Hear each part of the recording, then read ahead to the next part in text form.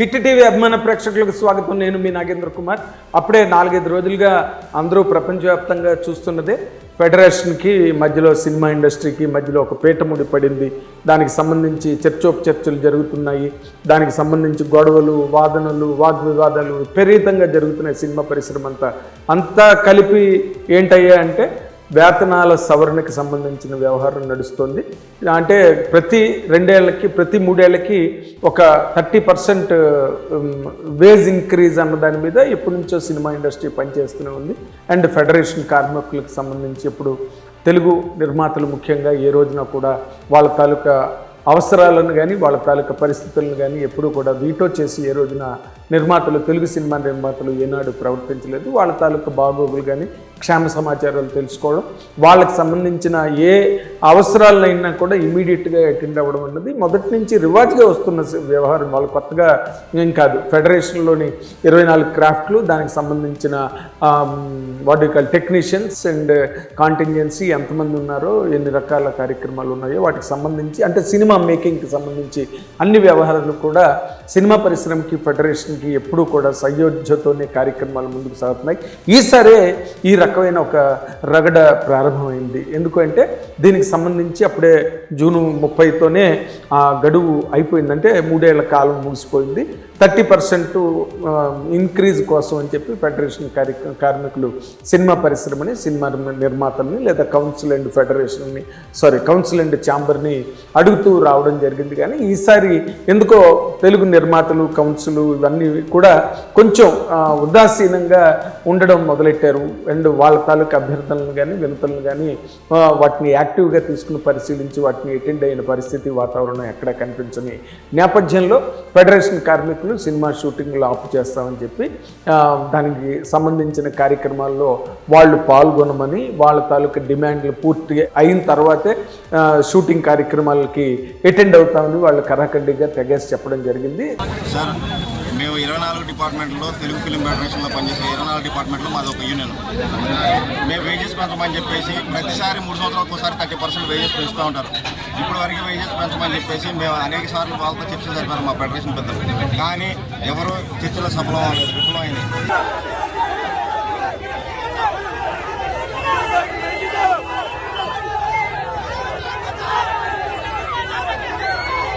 దానికి సంబంధించి మళ్ళీ నిర్మాతల మండలి, ఛాంబరు ఇవన్నీ కలిపి బాగా డీప్గా ఆలోచించి వాళ్ళు ఏం చెప్పారంటే, మేము ఇప్పుడున్న పరిస్థితుల్లో సినిమాలన్నీ పోతున్నాయి, సినిమాలు సరిగ్గా ఆడట్లేదు, ఓ పక్కన ఓటీటీ దెబ్బ, ఇంకో పక్కన సినిమా థియేటర్లకి ఆడియన్స్ యాక్టివ్గా రాకుండా సినిమాలన్నీ చాలా కుదేలై సినిమా పరిశ్రమ కుప్పకూలిపోయిన పరిస్థితుల్లో ఉండి నిర్మాతలందరూ కుదేలైపోయి ఉన్నారు. కాబట్టి మేము ఆ 30%ని మేము ఆనర్ చేయలేము, 5% మాత్రమే మేము ఎక్స్ట్రా ఇవ్వగలుగుతామని చెప్పి వీళ్ళు గట్టిగా చెప్పేశారు నిర్మాతలు మొదటిసారి. కానీ వాళ్ళు ఏమంటున్నారు, 5% మాకు సరిపోదు, మా 30% మాకు పెంచండి, ఎందుకంటే నిత్యావసర ధరలు పెరిగిపోయినాయి, అన్ని డిమాండ్లలోకి వెళ్ళిపోయి మామూలు కనీస జీవన విధానంలో మనుషులు బతకడానికి అయినప్పటికీ కూడా మీరు 30% పెంచకపోతే మాత్రం మాకు కుదరదని వాళ్ళు మొరాయించి ముందుకెత్తి ఉన్నారు. కానీ ఇక్కడున్న పరిస్థితి అయితే దీనికి సంబంధించి గతంలో కేఎల్ నారాయణ గారిని కోఆర్డినేషన్ కమిటీకి చైర్మన్గా పెట్టడం జరిగింది. ఆయన లోపాయికారిగా అన్నట్టుగా తెలిసింది, 5% కాదు కానీ మీరు ఇంకో ఫిగర్ చెప్పండి అని చెప్పి కేఎల్ నారాయణ గారు చెప్పడం జరిగింది. ఆయన తర్వాత కూడా దాని మీద ఏం పెద్ద డెవలప్మెంట్స్ జరగలేదు. నిర్మాతల వైపు నుంచి దానికి సానుకూలమైన స్పందన రాల. 5% కన్నా ఎక్కువ పెంచండి అని. ఇది లోపాయికారి విషయం, బయటకు వచ్చిన విషయం కాదు. కానీ ఇప్పుడు 5% వీళ్ళు 2 ఏళ్ళకు 20% పెంచమని ఇంకేదో ఒక అర్జీ పెట్టారు. దానికి దీనికి ఏ రకంగానూ సంబంధం లేకుండా కొత్త నినాదంతో అనండి, లేకపోతే కొత్త ఒక ఫార్మేట్, మేము పాన్ ఇండియా సినిమాలు కాబట్టి మేము తమిళియన్స్ని పెట్టుకోవచ్చు, కన్నడం వాళ్ళని పెట్టుకోవచ్చు, మలయాళీ వాళ్ళని పెట్టుకోవచ్చు, హిందీ వాళ్ళని పెట్టుకోవచ్చు, లేకపోతే ఇక్కడ మాకు అనువుగా ఉండి మా ఖర్చులు మేము ఇవ్వగలిగే ఫీజులకి లేకపోతే వేతనాలకి సరిపోయినట్టుగా ఎవరైతే పనిచేస్తారో వాళ్ళని పెట్టుకుని కూడా మేము చేసుకోవడానికి అవకాశం ఉంటుందని కొంతమంది అప్పుడే ఈ అప్లికేషన్స్ కానివ్వండి, వాళ్ళ క్యాండిడేచర్స్ వాళ్ళని ఆహ్వానించడం కూడా ఆల్రెడీ మొదలెట్టేశారు. ఇవన్నీ కూడా ఎక్కడ ఒక కొలిక్రాని వ్యవహారాల్లో ముందుకెళ్తున్నాయి. ఇందులో లేబర్ కమిషనర్ గారిని కూడా ఇన్వాల్వ్ చేశారు. ఆయన కూడా ఎవరైనా ఏం చెప్తారు, ఎందుకంటే సినిమా ఇండస్ట్రీ వాళ్ళు కొత్తగా వచ్చింది కాదు, ఎప్పుడో ఏజోల్డ్ వ్యవహారం ఉంది, జమానా నుంచి ఉన్న సినిమా పరిశ్రమలో ఫెడరేషన్ కార్మికులకి అండ్ సినిమా పెద్దలకి అంటే నిర్మాతలకి ఎవరైతే సినిమాలు తీస్తారో వాళ్ళకి మధ్యలో ఒక సత్సంబంధాలు ఎప్పుడూ కొనసాగుతున్నాయి కాబట్టి ఎన్ని సినిమాలు వచ్చాయి.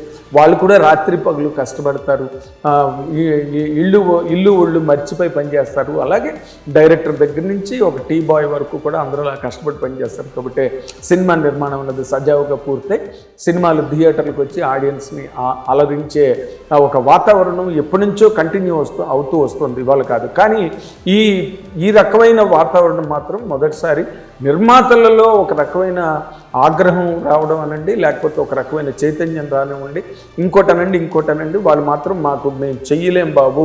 ఎందుకంటే నిజంగానే సినిమా ఇండస్ట్రీ పరిస్థితి ఏం బాగోలేదు, ఎవరు బయటికి చెప్పుకోలేకపోతున్నారు.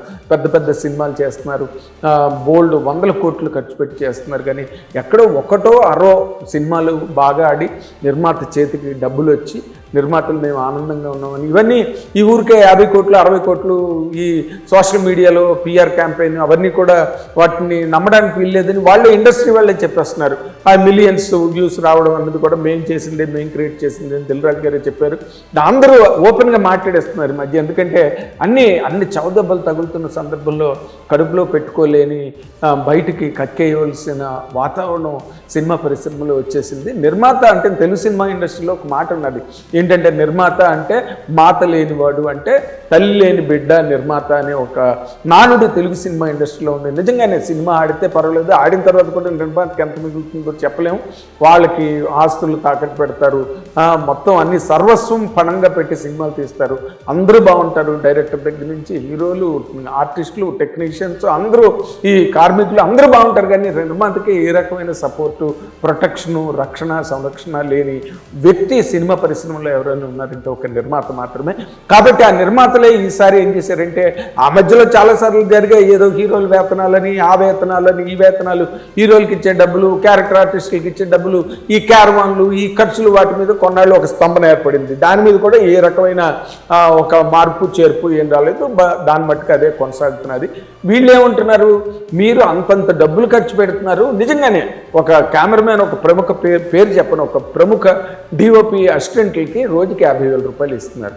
ఒక 1000 రూపాయలు, 1500, 1800 ఆ రేంజ్లో రోజుకి దినసరి వేతనం పుచ్చుకునే వాళ్ళకి 30% పెరిగితే ఎంత పెరుగుతుంది? అది ఖర్చు పెడితే 100 కోట్లు 1000 కోట్ల ప్రాజెక్టులు అది ఎంత ఏపాటి అన్నది వాళ్ళ తాలూకా ఆర్గ్యుమెంటుగా వస్తుంది. నిజమే, అలా వాళ్ళ మాట విన్నామంటే ఇది నిజమే కదా, నిన్ను 100 కోట్లు ఖర్చు పెడుతున్నారు, వాళ్ళకి ఎంత ఇస్తున్నారు, వీళ్ళకి ఎంత ఇస్తున్నారు, మరి వాళ్ళకు 30% పెంచితే తప్పేమిటి అనే భావన ఎవరికైనా నార్మల్గా కలుగుతుంది. ఎందుకంటే మేజర్ చంక్లో జరిగే బడ్జెట్ వేస్టేజ్ అనేది దాన్ని కంట్రోల్ చేసిన, ఎందుకంటే ఒక డైరెక్టరు 18 రోజులు తీయండి ఫైట్ అని చెప్పి డేట్స్ చెప్తున్నారు. ఒక ఫైట్ చేయడానికి 18 రోజులను టైం ఇచ్చేస్తున్నారు తీసుకోమని చెప్పి. ఈ పద్ధతి అలాగే ఎప్పుడైతే ఈ పాన్ ఇండియా అనే ఒక మోడల్ వచ్చిందో దాంతో 100 రోజులు 200 రోజులు ఈ యూనిట్ కాంట్రాక్ట్లు తీసుకుంటే పనికి ఆ రోజు అవసరం ఉన్నా లేకపోయినా కూడా డే లైట్లో తీసే షూటింగ్లు కూడా లైట్లు లొకేషన్లో పెట్టుకుని వాడకుండా వాటికి కూడా బిల్లులు ఇప్పించే, నిర్మాత చేత బిల్లులు ఇప్పించే వాతావరణం వచ్చింది. అవన్నీ కొట్టుకుపోతున్నాయి. ఎందుకంటే ఈ పాన్ ఇండియా బడ్జెట్స్లో 200 కోట్లు 300 కోట్లు 400 కోట్లు ఈ 100 కోట్లు అన్నది ఎప్పుడు తెలుగు సినిమా ఇండస్ట్రీ ఎప్పుడు వెళ్ళలేదు. కొన్ని వాటి వల్ల సినిమా పరిశ్రమకి ఏమైనా ఒరుగుతున్నది అంటే అది కూడా కన్నా కష్టంగా మినిమం లెవెల్లో ఉంటుంది. నిర్మాతలకి మిగిలే వరకు వచ్చేసరికి నిర్మాత గురించి ఎవరు ఆలోచిస్తారు? ఎవరు ఆలోచించరు కదా. నువ్వు సినిమా తీస్తున్నావు కాబట్టి నువ్వు శిక్ష అనుభవించు, నువ్వే మాకు ఏ రకంగానూ సంబంధం లేదు అనే ఒక ధోరణి నిర్మాతల పట్ల వచ్చేసింది. దాన్ని తట్టుకుని కడుపులో పెట్టుకుని వాళ్ళ సినిమాలు చేయడానికి ముందుకు వస్తుంటేనే ఇంతమంది కార్మికులకు కూడా జీవనోపాధి దొరుకుతున్నది. ఆ విషయాన్ని వాళ్ళు కూడా గుర్తించాలి.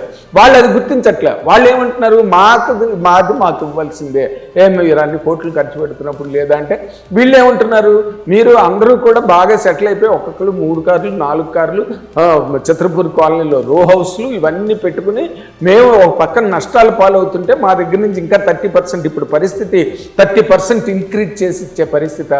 ఇవన్నీ గొడవలు ఇలా ఉంటున్న టైంలో ఇదంతా కలిపి ఈ రోజున మెగాస్టార్ చిరంజీవి గారి చేతిలోకి వెళ్ళింది.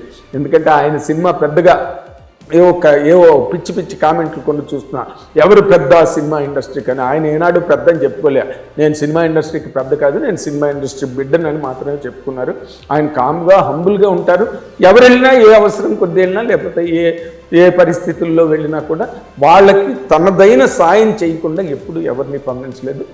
అందరినీ అటెండ్ అవుతున్నారన్న విషయం సినిమా పరిశ్రమలో ఉన్న విజ్ఞులకి, మేధావులకి అండ్ బడా నిర్మాతలకి, బడా వ్యక్తులందరికీ కూడా ఆ విషయం తెలుసు. కాబట్టి ఈ రోజున చిరంజీవి గారి దగ్గరికి వెళ్ళడం జరిగింది. అవన్నీ కూడా ఏ విధంగా కోమటిరెడ్డి రాజగోపాల్ రెడ్డి గారు ఏమన్నారు, మేము కార్మికుల పక్కనే ఉంటాం, మీరు అందరూ తేల్చుకోండి, ఒకవేళ కుదరకపోతే అప్పుడు నేను రంగంలోకి దిగుతానని ఆయన హామీ ఇచ్చాడు. ఇది కార్మికులకు సంబంధించినంత వరకు. ఇవన్నీ ఎక్కడికి వెళ్తున్నాయి, ఎలా వెళ్తున్నాయి, ఎవరి మట్టుకు వాళ్ళు కరెక్ట్, వాళ్ళ నష్టాలు వాళ్ళకి కరెక్ట్, వీళ్ళ కష్టాలు వీళ్ళకి, వీళ్ళ అవసరాలు వీళ్ళవి, వాళ్ళ అవసరాలు వాళ్ళవి. ఇలాంటి వాతావరణంలో ఇప్పుడు ఒక పెద్ద పీఠముడి పడి ఉంది. ఇది 2-3 రోజులకు కానీ ఒక సానుకూల స్పందన కానీ ఏ రకంగా ముందుకెళ్తుంది, ఇవన్నీ ఉన్నవే.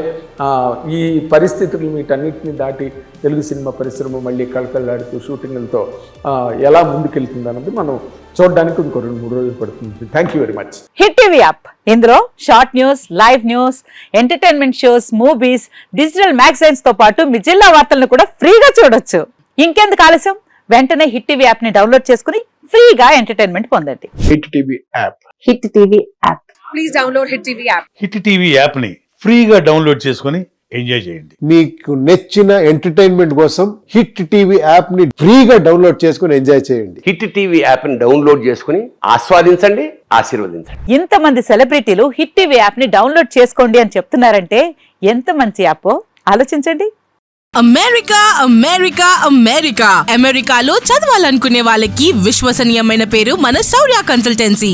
UK లో 1 year masters. UK లో 1 year masters. 2 years work permit up to 5 years visa. Contact Saurya Consultancy. Contact 89851 89851.